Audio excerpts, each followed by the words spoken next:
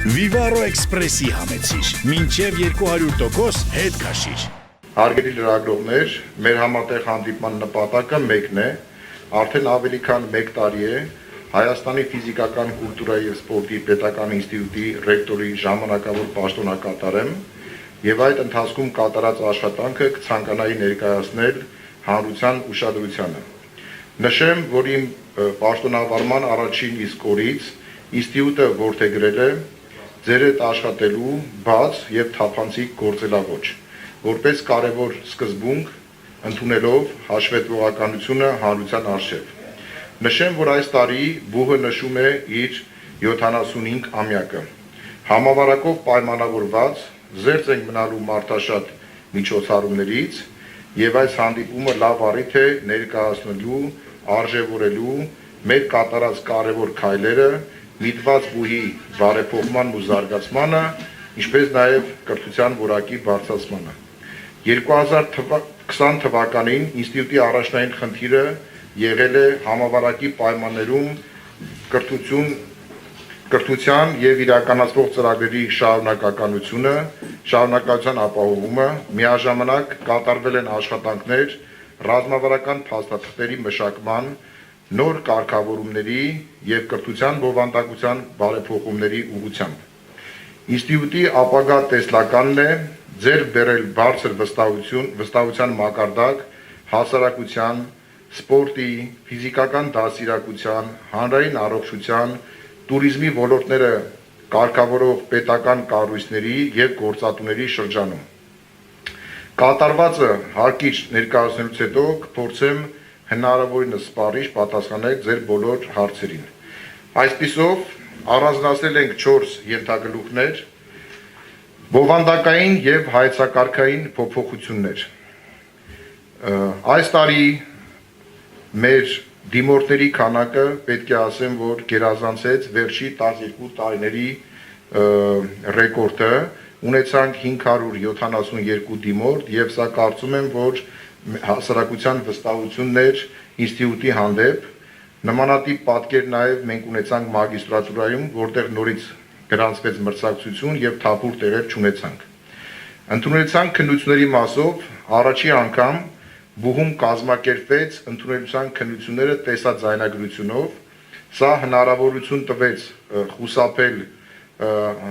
կողմնապահություններից և արդարության ցուցիչը բավականին բարձր էր։ Դրա վկայությունն էր այն, որ ընդունելության քննությունների ավարտից հետո մենք չունեցանք ոչ մի բողոքարկում և լավագույններս ընդունվեցին բու։ Նաև պետք է ասեմ, որ բավականին մեծ արձագանք ստացանք դիմորդների ծնողներից, անձամբ դիմորդներից, որոնք շնորհակալական խոսքեր են ասում, որ առանց ծանոթի, առանց միջնորդության հնարավորություն ունեցան ընդունվելու պետպատվերի տեղերում։ Հաջորդ փոփոխությունը բովանդակային, դա ամփոփիչ քննությունների նոր կարգն էր, որ ինստիտուտի գիտական խորհուրդը հաստատեց, որով բոլոր տեսական քննությունները մենք անց ենք կացնում գրավոր և ծածկագրված եղանակով, այսինքն ստուգող դասախոսը ինքը չի իմանում, թե ում գրավորն է ստուգում, այնուհետև գնահատականը դնելուց նոր ուսումնական մասում բացվում են ծածկագրերը և հայտնի է դառնում, թե որ ուսանողի գրավորն է։ Այս փոփոխությունով մենք նորից ապահովում ենք կրթության որակի բարձրացումը և օբյեկտիվությունը, ինչպես նաև կախվածությունը նվազագույնի ենք հասնում ուսանող-դասախոս հարաբերությունների։ Բուհի կենսագրության մեջ առաջին անգամ բարձրագույն որակավորման կոմիտեի կողմից հաստատվել է բուհում գիտական կոչումներ շնորհելու մասնագիտական խորհուրդ, որը ղեկավարում է մանկավարժական գիտությունների դոկտոր պրոֆեսոր Լենա Հակոբյանը։ Բուհի ռազմավարության փոփոխություն, մանկավարժական ուղղությունը ուժեղացնելով, այդ թվում ադապտիվ ֆիզիկական կուլտուրան և սպորտը, պետք է զարգացնել նոր ուղղություններ, մասնավորապես առողջ ապրելակերպը, հանրային առողջությունը, սպորտի կառավարումը և մարքեթինգը, սպորտի հոգեբանությունը, մարզական լրագրությունը, սպորտային տուրիզմը։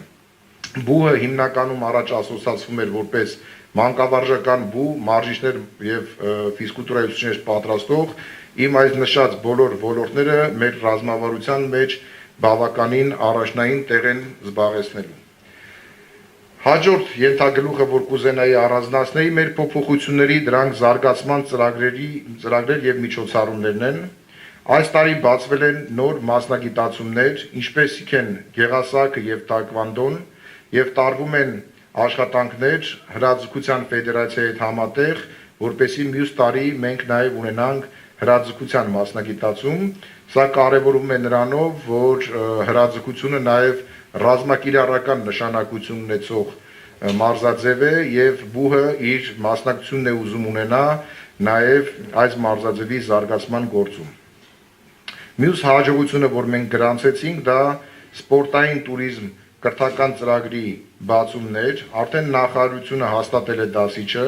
եւ այժմ գտնվում ենք լիցենզավորման փուլում, հույսով ենք, որ մյուս տարի արդեն մենք կունենանք մեր առաջին մագիստրանտները։ Ինստիտուտում տեղի ունեցել նաև նոր կառուցվածքային փոփոխություններ եւ կառուցվածքային փոփոխությունները միտված են հիմնականում հակակշիռների մեխանիզմ ստեղծելով, ինչպես նաև բացվել են բավականին նոր բաժիններ, որոնց արդյունքում մենք գրանցել ենք իմ նշած բոլոր հաջողությունները, մասնավորապես հասարակայնության հետ կապերի բաժինը, որը զբաղվում է հասարակայնության հետ բոլոր տեսակի կապերով, այդ թվում թարմացվել են եւ մեր Facebook-յան էջը եւ կայքը արդեն գտնվում է վերջնական փուլում։ Facebook-յան էջի մասին ասեմ, որ նախկինում ես եւ որ նշանակ ընտրվել եմ ռեկտորի ժամանակավոր պաշտոնակատար, ընդհանրապես ունեցել ենք 500 հետևորդ եւ արդեն մենք այս պահին անցել ենք 6000-ի սահմանաչափը։ Տեղեկատվական տեխնոլոգիաների բաժին, որ ստեղծվել է եւ շատ անհրաժեշտությունը նաեւ այս բաժնի կարեւորությունը ավելի ընդգծվեց COVID-19-ի հետ կապված համավարակի շրջանում եւ մենք անցանք հեռավար ուսուցման եւ եթե մենք նախորդ ստեղծած չլինենք այս բաժինը, բավականին խնդիրներ կունենայինք։ Ներքին անվտանգության բաժին մենք ստեղծեցինք, որը նաև լավագույնս կազմակերպեց ընդունելության քննությունները եւ այժմ նաև ուսումնական process-ը շատ բավականին խրտին է, որովհետեւ եւ հերթապահություններ, ջերմաչափում, 1.5 մետր սոցիալական հեռավորություն, այս բոլոր խնդիրները իրականացնում են ներքին անվտանգության բաժինը։ Նախապատրաստական բաժին ենք ստեղծել, որը որ հնարավորություն կտա ուրեմն մինչև առաջի դիմորդ դառնալը անցնել մասնագիտական կրթության ուրեմն նախապատրաստական ուրեմն բաժնով եւ հնարավորություն ստանալ բարձր բալեր հավաքելու եւ գիտահամակարգող խորհուրդ ենք ստեղծել, որը ամբողջությամբ իր ուսերին է վերցնում ինստիտուտի գիտական պոտենցիալը, հրապարակվող հոդվածները, մենագրությունները, ուսումնական ձեռնարկները։ Արձիականացվել են թե բակալավրիատի, թե մագիստրոսական կրթական 9 ծրագրերը։ Վերանայվում են որակի ներքին ապահովման համակարգի կառավարման մոտեցումներն ու սկզբունքները, նպաստելով փաստերի եւ օբյեկտիվ հետազոտությունների վրա հիմնված կառավարման գործընթացին։ 75 տարվա մեջ բուհը ունեցել է ընդամենը 1 դրամաշնորհային ծրագիր եւ ասեմ ձեզ, որ 1 տարվա ընթացքում մենք ներկայացել ենք 12 նմանատիպ ծրագրեր, ճիշտ է, համավարակի հետ կապված կան ռիսկային գործոններ, բայց բոլոր ծրագրերը իրատեսական են եւ արձիական եւ հույսով եմ համաճարակը հաղթահարելուց հետո հնարավորություն կունենանք իրականացնել այդ ծրագրերը։ Լայն համագործակցություն պետական կառույցների, համայնքային իշխանությունների, մարզական ֆեդերացիաների եւ ակումբների, ինչպես նաեւ հասարակական կազմակերպությունների հետ եւ բոլորի հետ գրեթե ունենք կնքված հուշագրեր եւ գործողությունների պլան։ Միջազգային համագործակցության արդյունքում ունենք կոնկրետ արդյունքներ արդեն 6 ամսվա հեռավար դասընթացներ, ուղղակի հեռավար դա հիմնականում կապված էր COVID-ի հետ, սպորտային ֆիզիոթերապիայի ծրագրով Հնդկաստանի Սպա Ինդիա կազմակերպության հետ համատեղ եւ ատլետիկ թերապիայի համաշխարհային ֆեդերացիայի եւ սպորտային բժշկության հայ-ամերիկյան կոալիցիայի հետ ունենք հուշագիր զարգացնելու նոր ուղղություն ատլետիկ քոչ, այսինքն ֆիզիկական պատրաստության մարզիչ մասնագիտացմամբ, որը հույսով ենք կդառնա նաեւ մագիստրոսական ծրագիր։ Կապիտալ ծրագրերի մասով պետք է ասեմ, որ կատարվել են կապիտալ շինարարական եւ բարեկարգման աշխատանքներ, ամբողջ շենքում եւ հարակից տարածքում տեղադրվել, գործարկվել են տեսախցիկներ, տարածքում իրականացվում է մշտական վերահսկողություն։ Ինստիտուտի վերջի երևի 30 տարվա ընթացքում ինստիտուտը չի ունեցել ճաշարան ուսանողների համար եւ պրոֆեսոր դասախոսական կազմի համար, այժմ ճաշարանը կառուցման եւ վերջնական փուլում է, ուղղակի սպասում ենք շահագործման նորից կապված համավարակի հետ։ Շենքի ներսում տեղադրվել են հակահրդեհին համակարգ եւ որ ասեմ, որ իմ գալուց ժամանակ չի եղել այդ համակարգը։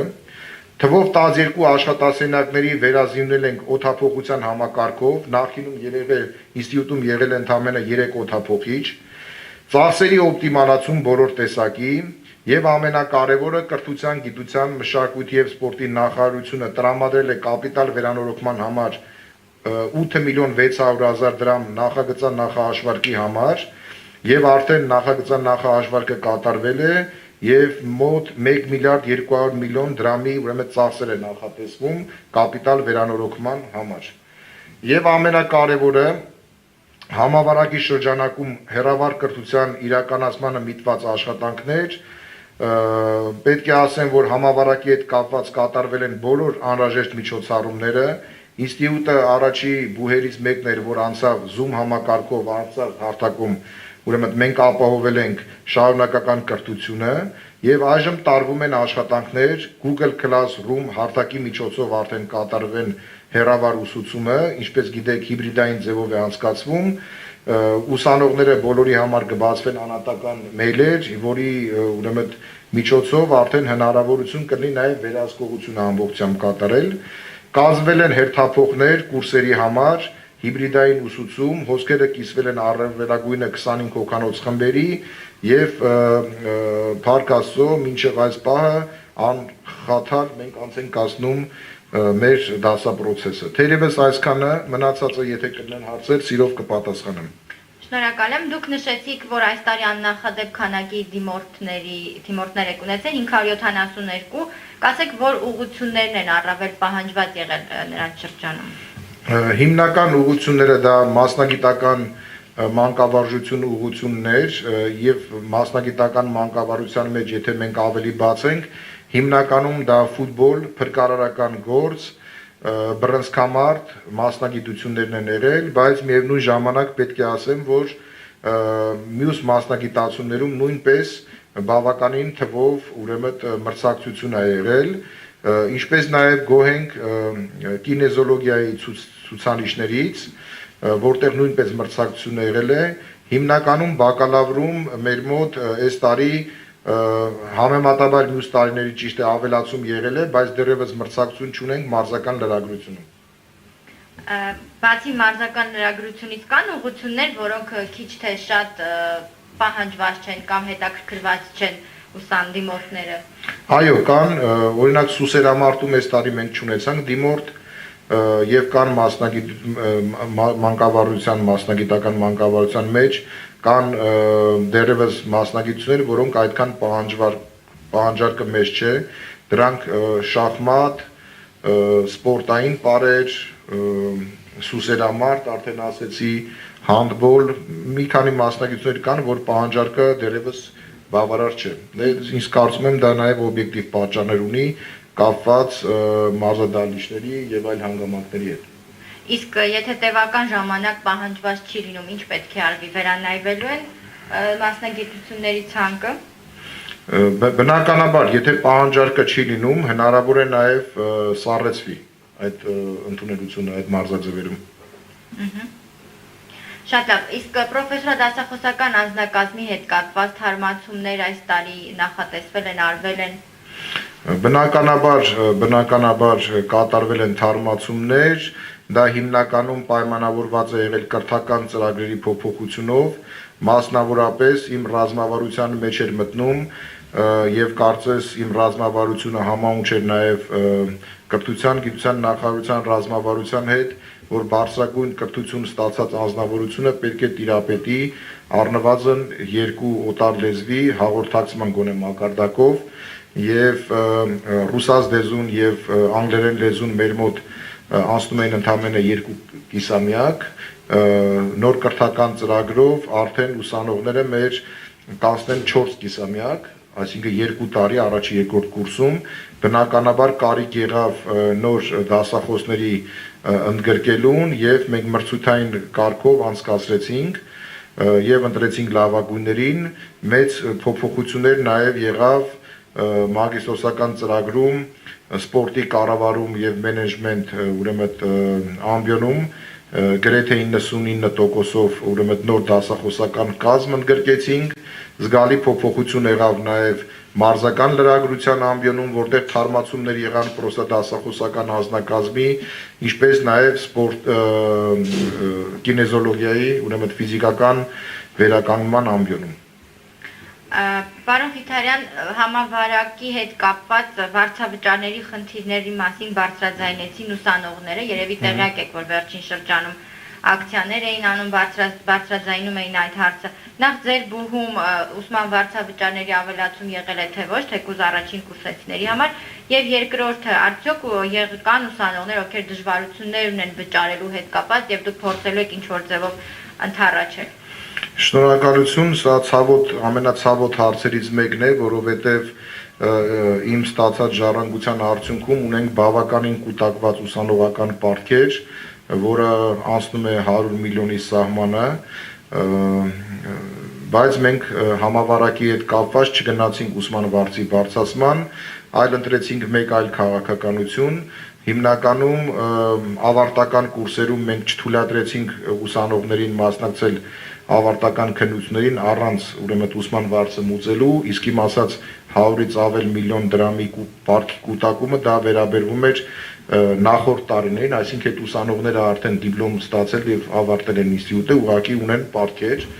իսկ նոր հիմա արդեն ավարտած ուսանողներում մենք չունեցանք ոչ մի պարտքեր, իսկ կուրսից կուրս տեղափոխվելու ամփոփիչ քննությունների ժամանակ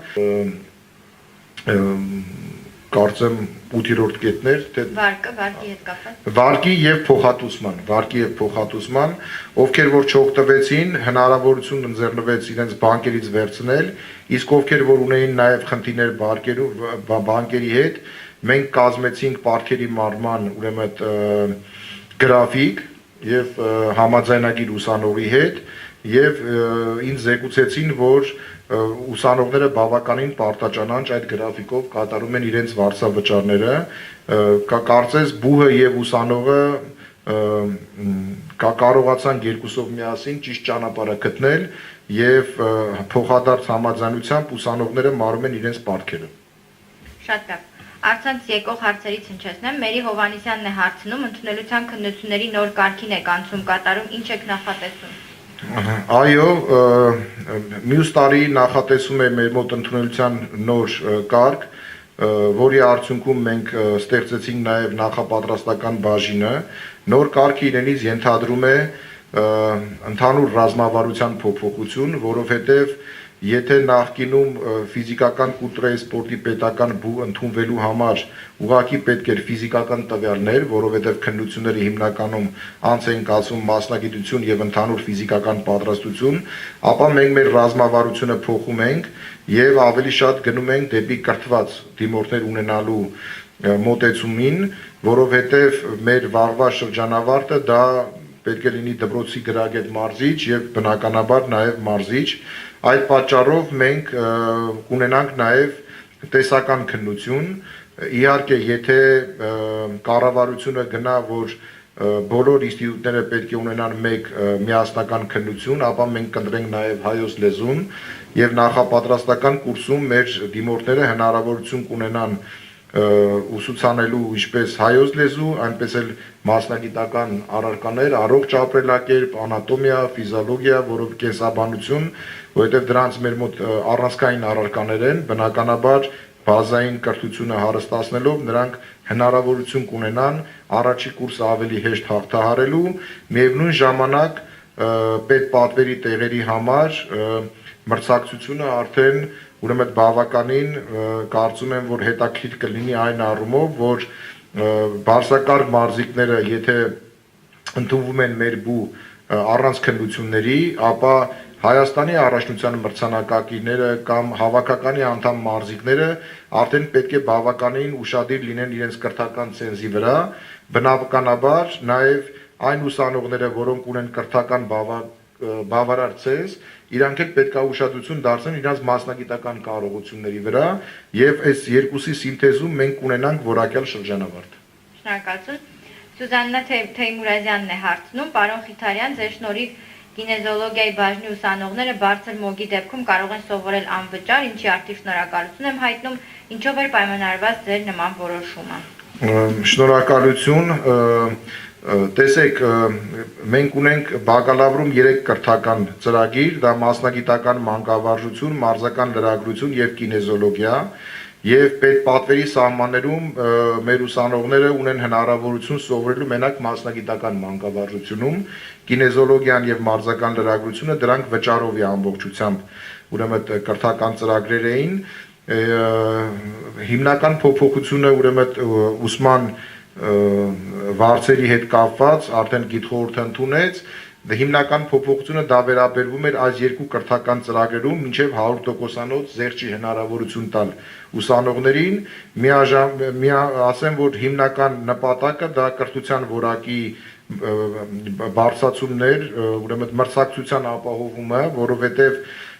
արդեն անվճար տեղի համար կարծում եմ բավականին լուրջ պայքար կծավալվի, իսկ առաջ այդ ստիմուլը ոնց որ չկար, որովհետև բոլորը միանշանակ սովորում էին վճարովի համակարգում, մենակ ունեին հնարավորություն օգտվելու գերազանցության 50%-անոց զեղչից, իսկ այս պարագայում մենք իրենց համար նախատեսել ենք 100%-անոց զեղչ, 75%-անոց զեղչ, 50%-անոց զեղչ եւ 25%-անոց զեղչեր։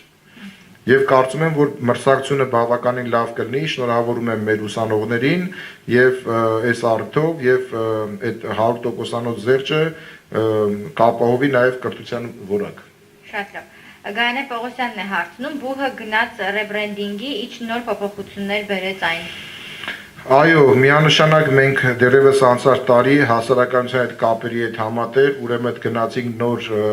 ես չէի ասի ռեբրենդինգի, որովհետև պետք է բրենդինգ ունենայինք, որ ռեբրենդինգ անեինք, մենք ուղղակի գնացինք նոր բրենդինգի ստեղծման, բավականին անմխիթար վիճակում էր գտնվում եւ ինստիտուտի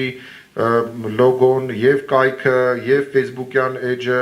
եւ ընդհանրապես փաստաթղթաշրջանառությունը, եւ ամբողջությամբ մենք կարողացանք ուրեմն նոր բրենդինգ ստեղծել, ի շնորհիվ մեր գործընկերների մենք կարողացանք նաեւ հասարակության եւ ընդհանրապես տարբեր կառավարության եւ հասարակական կազմակերպությունների հետ համատեղ ուրեմն նոր տեսքով, նոր դեմքով հանդես գալու եւ նաեւ մեր դրոշն է եւ կարծում եմ, որ բոլորի կողմից շատ սիրված է։ Շնորհակալություն, Հայկ Կարապետյանն է հարցնում, ԲՈՒՀ-ի գործունեությունը հեռավար դարձնելու գործընթացը մտահոգություն առաջացնում է։ Միանշանակ մտահոգություն առաջացնում է, բայց կարծես ամբողջ աշխարհը այլ տարբերակ չի կարողանում գտնել, միանշանակ կարծում եմ, որ արկա ուսուցումը, այսինքն օֆլայն ուսուցումը ավելի արդյունավետ է, քան հեռավար, բայց համավարակի այս պայմաններում ուրիշ հնարավորություն մենք չունենք, իսկ կոնկրետ ԲՈՒՀ-ում մենք գնացինք հիբրիդային ուրեմն տարբերակը, որը նաև նախարարության հորդորն էր, եւ փորձեցինք առաջի երկրորդ կուրսը գոնե ամբողջությամբ ուրեմն անցկացնել օֆլայն ռեժիմով, իհարկե տարբեր հերթափոխներով, առաջի հերթափոխ առաջի կուրս, հետո ժամը երկրորդ հերթափոխ 1-ի 12:30 գալիս է երկրորդ կուրսը, երրորդ կուրսը անցանք օնլայն ռեժիմի արդեն հեռավար ուսուցման եւ չորրորդ կուրսը մեր մոտ արդեն պրակտիկա է գնալու, հույսով ենք, որ կամ ամեն ինչ անում ենք, որ զերծ մնանք համավարակից, իսկ հեռավարի պահով արդեն ասեցի, որ ցանկալի չէ, բայց ստիպված ենք։ Այս ընթացքում ինստիտուտում չեն եղել վարակվելու դեպքեր, կարող ասեք խուսափել։ Այս ընթացքը դուք նկատի ունեք սեպտեմբերից։ Համավարակի այս ամբողջ ընթացքում։ Համավարակի ամբողջ ընթացքում բնականաբար ունեցել ենք դեպքեր եւ աշխատակիցների, եւ դասախոսների, եւ ուսանողների, բայց օջախ մեր մոտ չի եղել, այսինքն իրենք վարակված են եղել կամ իրենց ընտանիքի անդամներից, կամ տրանսպորտից կամ այլ վայրերում որպես օջախ այդպեսին մեր մոտ չի գրանցվել ոչ մի դեպք, այսինքն որ բաժնում մեկը հիվանդանա եւ ինքը վարակի իր բաժնի աշխատողներին կամ ուսանողը վարակվի եւ վարակի իր կուրսեցիներին։ Դեռևս նման գրանցված դեպք չունենք մեր մոտ։ Իսկ ուսումնական տարվա մեկնարկից առաջ թեստավորումներ անցկացվել են։ Ոչ թեստավորումները դպրոցի ուրեմն դասատուների համար էր պարտադիր, մենք ուղղակի հորդորել ենք դասախոսներին, որ եթե հնարավորություն ունենք թեստավորում անցնեն, բայց մինչև այժմ մեր մոտ իրավիճակը վերահսկել է եւ դեպքեր չունենք։ Հեռավար կրթության թեման շարունակում է Աշոտ Սարգսյանը, հնարավորություններ կան հեռավար կրթության չանցնելու։ Կարծում եմ հնարավորությունները կապված են համավարակի մասշտաբներից, եթե բնականաբար այս տեմպը մենք կարողանանք պահել, հնարավոր է նաև որ երրորդ կուրսներ մենք անցնենք ոչ հեռավար, բայց այս պահին հələ որ կարծում եմ բավականին ռիսկային է եւ հեռավար ուսուցումը նաև արդարացված, միջայլոց ասեմ, որ հեռավարի պահով մենք նաև այս համավարակի լավագույն կողմերից մեկն էր, որ ստիպեց մեզ նաև զարգացնենք այս մոտեցումը, ինչով է մեզ համար կարևոր, որովհետև բուհում սովորում են բավականին բարձրակարգ մարզիկներ եւ տարվա մեծ մասը նրանք գտնվում են ուսումնամարզական հավաքների մեջ, իսկ հեռավար կրթությունը հնարավորություն կտա նրանց ուրեմն իրենց մարզումներին զուգընթաց նաև ստանան բարձրակարգ կրթություն եւ ինստիտուտը պիլոտային ծրագիր է մշակել դեռևս ֆուտբոլիստների համար, որովհետեւ մեծ մասամբ ֆուտբոլիստներն են, որ ընդգրկված են հավաքականում եւ ակումբներում եւ որ տարվա վերջ մենք կամփոփենք արդյունքները եւ գոհացուցիչ կլինի, ապա պատրաստ ենք մյուս տարի նաեւ կիրառել բարձրակարգ մարզիկների համար անկախ կոവിഡից։ Շնորհակալություն։ Armenian TV-ից Ռոբերտ Գասպարյանն է հարցնում, պարոն Խիթարյան, վերջին ժամանակահատվածում ակնհայտորեն աճել է հետաքրքրությունը ինստիտուտի մարզական լրագրության ֆակուլտետի նկատմամբ, ինչ նախագծեր է իր առաջ դրել կառույցը ապագայում ել ավելի մեծ ոգևորություն երիտասարդների շրջանում առաջացնելու համար։ Շնորհակալություն հարցի համար։ Այո, պետք է հավաստեմ, որ հետաքրքրությունը բավականին մեծացել է եւ դա է պայմանավորված է նրանով, որ ասեցի դասախոսական կազմի փոփոխություններ են կատարել եւ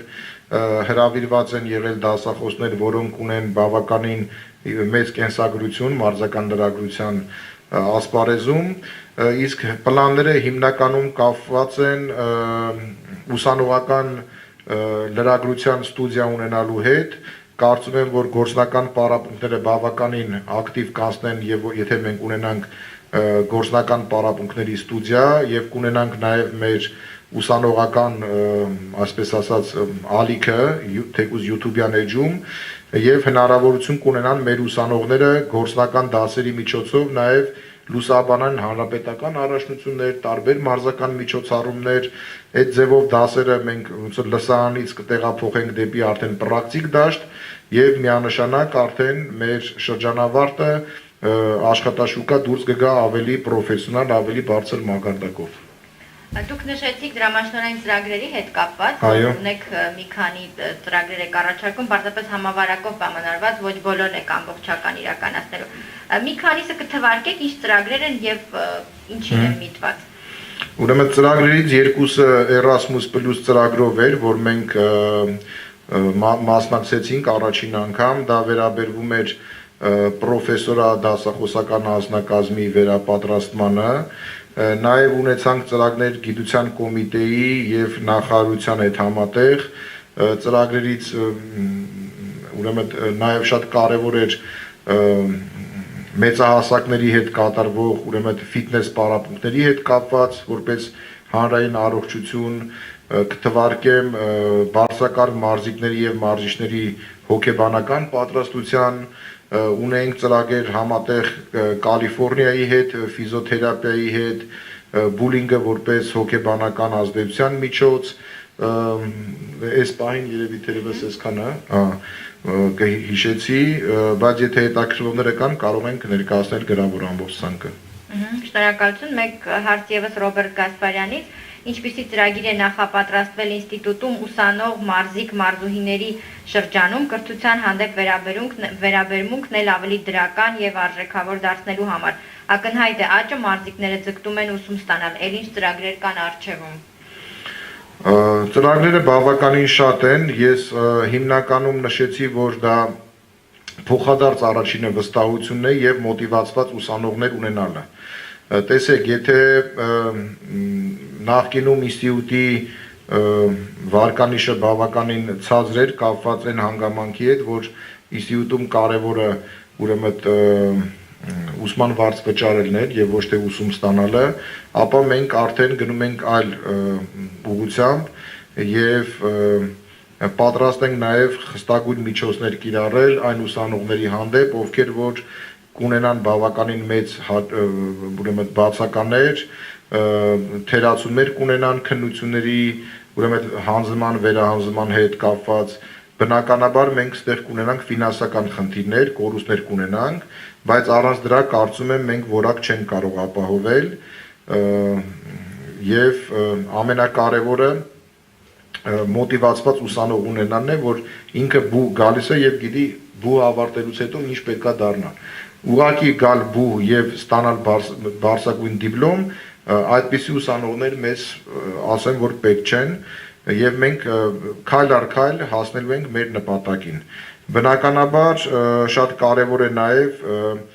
համալրված բարձրակարգ պրոֆեսոր դասախոսական անձնակազմ ունենալ, որովհետեւ եթե ուսանողը զգում է, որ դասախոսը չի կարողանում իրեն տալ այն գիտելիքը, արդեն իր մոտ այդ մոտիվացիան կորում է։ Մենք գնալու ենք հետեւյալ ճանապարհով, անընդհատ աշխատելու ենք մեր պրոֆեսոր դասախոսական անձնակազմի գիտելիքները հարստացնելու վրա, նրանց փորձը ավելացնելու վրա, բայց միևնույն ժամանակ նաև ստեղծելու ենք մրցակցություն ընդունելության հետ կապված, դասախոսների ընդունելության, որպեսզի լավագույնս կարողանանք ուրեմն ընդգրկել բարձրակարգ դասախոսներ եւ մեր փոփոխությունները դասախոսների ընդունելության հիմնականում ինստիտուտը անցավ ժամավճարային համակարգի, այսինքն դրանով մենք հնարավորություն տվեցինք, որ գործնականում արդեն հաջողության հասած պրոֆեսիոնալները հնարավորություն ունենան բուհում դասավանդելու եւ ժամավճարային մասով մենք բավականին գնացինք աշխատավարձերի բարձրացման, ասեմ ձեզ, որ 7 անգամ բարձրացվել են աշխատավարձերը ժամավճարի մասով։ Շատ լավ։ Անահիտ Բաղդասարյանն է հարցնում, ինչպիսի քայլեր են ձեռնարկվում, որպեսզի առողջ ապրելակերպը խթանվի ոչ միայն բուհերում եւ դպրոցներում, այլև այլ տարիքային խմբերում։ Առողջ ապրելակերպի խթանման համար լավագույն միջոցառումները մենք կազմակերպեցինք 75-ամյակի մեր շրջանակներում, քանի որ հնարավորություն չունեցանք, այսինքն խուսափեցինք կուտակումներից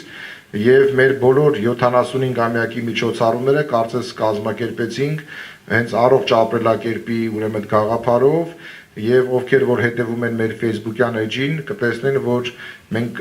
կազմակերպեցին տարբեր քայլարշավներ եւ Արագած, Հատիս, Սմբատավերտ, Արչասար, Անտառամեջ,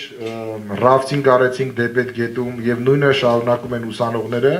եւ կարծում եմ, որ առողջ ապրելակերպի մասով ամենալավ միջոցը դա անձնական օրինակն է։ Շնորհակալություն։ Դիանա Ալեքսանյանն է հարցնում, հաջորդ տարի արդյոք կպահպանվի ընդունելության քննությունների թափանցիկությունը։ Միանշանակ կապահովի, մյուս տարի եւս ուրեմն ընդունելության քննությունները գործնական կկազմակերպեն տեսաձայնագրությունով, իսկ տեսական քննությունները ծածկագրված, ինչպես այս տարի արեցինք կինեզոլոգիայի եւ մարզական լրագրությունում եւ արձագանքը դա նաեւ այն դասախոսների արձագանքն է, որոնք միանշանակ ասում են, որ այս տարվա առաջի կուրսեցիները տարբերվում են բոլոր տարիների ուսանողներից։ Իրինա Մինասյանն է հարցնում, լինելով սպորտային բուհ, այս ուսումնական տարում մեծ տեղ եք տվել օտարդեզներին եւ դասավանդման մեթոդաբանությանը, ինչով է պայմանավորված այդ փոփոխությունը։